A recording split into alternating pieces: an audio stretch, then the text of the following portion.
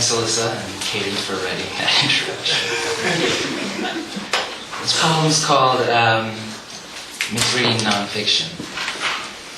Inheriting a man's body, I read aloud, to which you quickly corrected, inhabiting a man's body, but it was too late for me. I was lost in the world where we pass in and out of our bodies like subway stations, where one might mistake his convergence of shadows as a kind of intervention, where one's whiskey tends to match the color of the hair on the one he loves. This is the real world, where no moment of sublimity goes unanswered.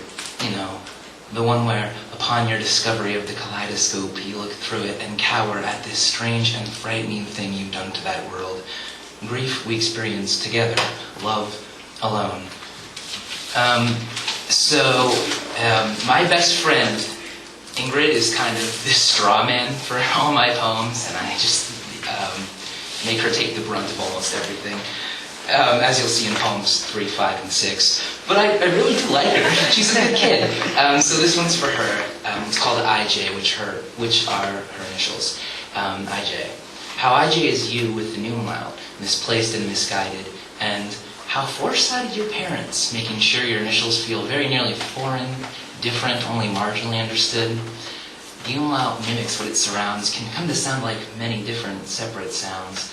Interesting then, how IJ can sometimes be pronounced in its original German like as in, I'd rather be working someplace else than a giant clothing refrigerator in a municipal building basement. Or, say, I would prefer to get the hell away from southeastern Pennsylvania, in which every street is seemingly cobblestoned and slick, and you are surrounded by a river textbooks have shown us to be historically difficult to cross.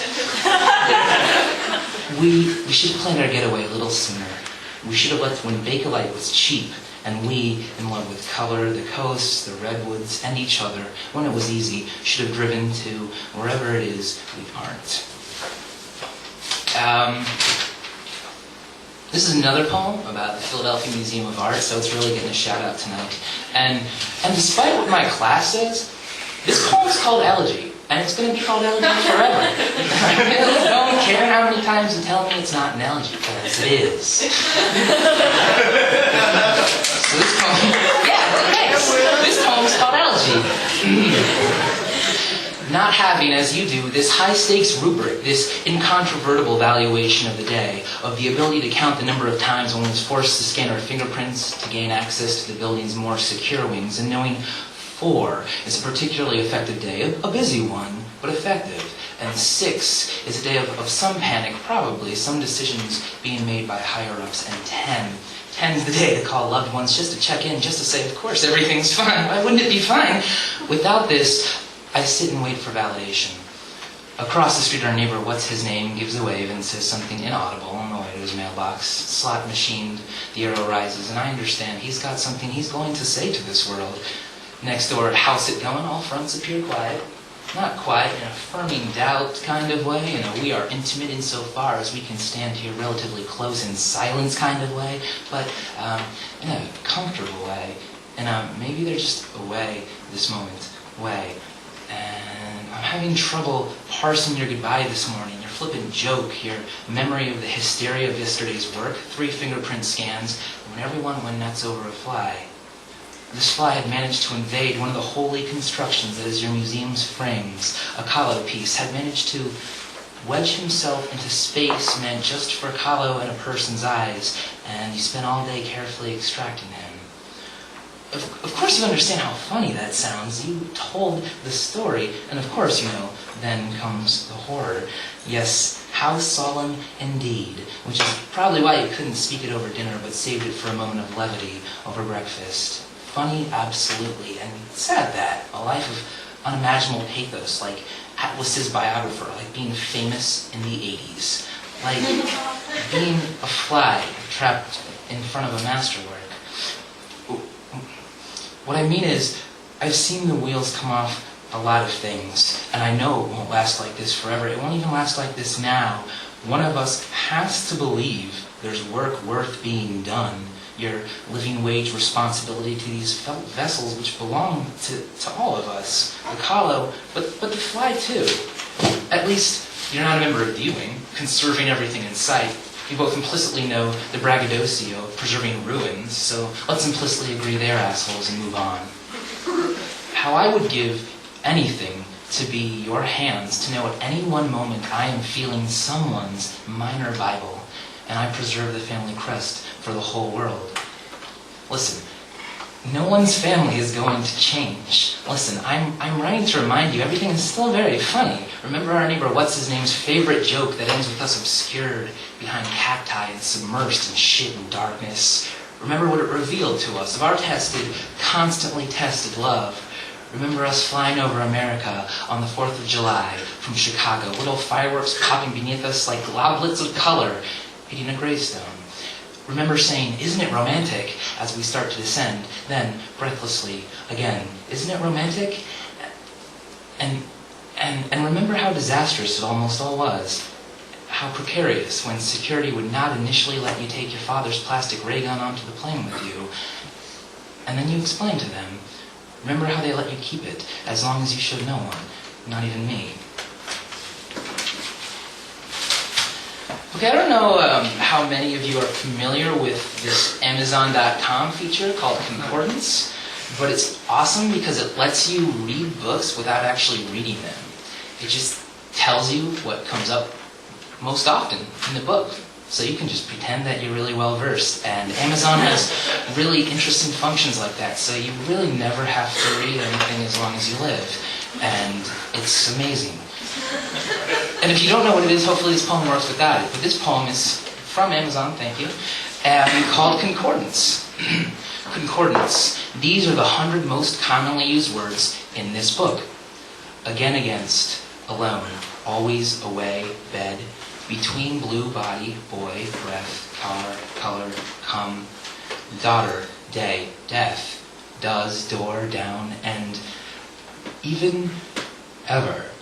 Eyes first, getting, girl, go, going, good, hand, head, heart, house, ice, kiss, new, no, last, leave, lecture, left, let, life, line, little, long, look, love, lover, man, may, mean, might, minute, morning, must, new, night, nothing now, old once open, people, perfect, poem, rain, really room, say, see, shadows, should, sky, sound, still, strangers, student, sun, take things, though, this time, try turns two, want, watch, water, window, without woman, work, world, yellow, yes, yet.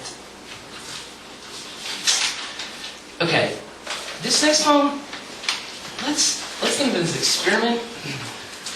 I'm not going to give a note about it. I'm just going to read it, and hopefully it does something. It's called Breakfast. This morning, while waiting for you and your husband to wake, hours to kill at Midtown 4, over years-long coffee and eggs, the man approached. Did Voltaire write Candide? And I did not answer, as it was not a question. These are my quote fingers. When I was little, my rabbi father caught me reading Candide, he said. And I did not look at him, because he did not ask me to. He did, he sneered, and deciding I was better than nothing, his legs beneath him, he told the story he had, you know, about old Voltaire, grinning, and I sensed I did, and feared where he was taking me. They brought out the whole family, the cousins, the uncles, to let me have it, he said, explaining how they shamed him until he could scarcely take it anymore, and I looked at him with drowning eyes. And they decided to ship me off to Brooklyn to learn how to become a real Jew, pausing, not grinning then, focused on me, savoring what was to come. And forgive if I say the pause was pregnant, as they tend to be when preceding unsteady punchlines. You know what happens next, of course. Chuckling, genuinely sweet, the war came. Nobody else got out alive. Truly, he said, and my recognizing of the space carved out for me in our city less and less assured, the best of all possible worlds. My eyes loom-like over the countertops, the walls, the night hawk shrugging their tired, sympathetic shoulders, a headline in the Inquirer reading, "Mistake at the Flower Festival," and I knew it was all true. I guess you could say an anti-Semite saved my life, and those of all my kids and grandkids too, he laughed, cruelly, as I sat small and watched his cigarette smoke drift and speak for me as if my breath, as if in winter, you know how it smells like everything's about to catch on fire? Understand, I tell you this with great sadness. I celebrate you with my loneliness. I put my hand over your stomach and feel your breakfast moving through you. Yeah, that ending's always going to be weird, no matter how many times I read it. It's never going to sound right. This is my last poem. It's a prose poem. I would like to thank the other readers here, and really thank Alyssa and Aaron and William, because this is an excellent reading series, and I don't think we tell you enough. This is awesome. Yeah. And this is my Life Has Rules moment, so I thought I should read it. It's called Smalt Flumes. Every time you say it, you are there, on the locks, watching the boats approach and lift and head east, or descend below us westerly towards the ocean. The city bobs unceremoniously behind us like the small toy in the bathtub. You struggle to pay attention, want to listen about how this divides us from the dangerous waters, how it keeps flooding in check and saves the always delicate ecosystems, these smalt flumes, but you're gone. Smalt flumes, a verbal olive pit in your ears. You can't just let it go. What triumph, what unheralded moment of collapse, what woman is that behind the curtain diffidently waving? I have one too. Microfiche. As in, hand me that microfiche. As in, look at this microfiche. Our love has been microfiched for easy access and retrieval. That is, increasingly, the one thing we have. Let it be our private joke. Let us, though thousands of miles apart, whisper it over the phone like lovers quoting Archilochus in the dark. Smalt flumes. And we will know each utterance necessarily ends with puckered lips, surprising itself in its eagerness for embrace. That is what it means. Return home safe in your knowing that there are acts of description more beautiful than the act. It is rare, but not impossible. Feel as though you've come some distance, however small, since each day tries its damnedest. This morning, my word of the day calendar listed the following definitions for a word. 1, yellow. 2, yellowish. It is frightening how little we know. Thanks.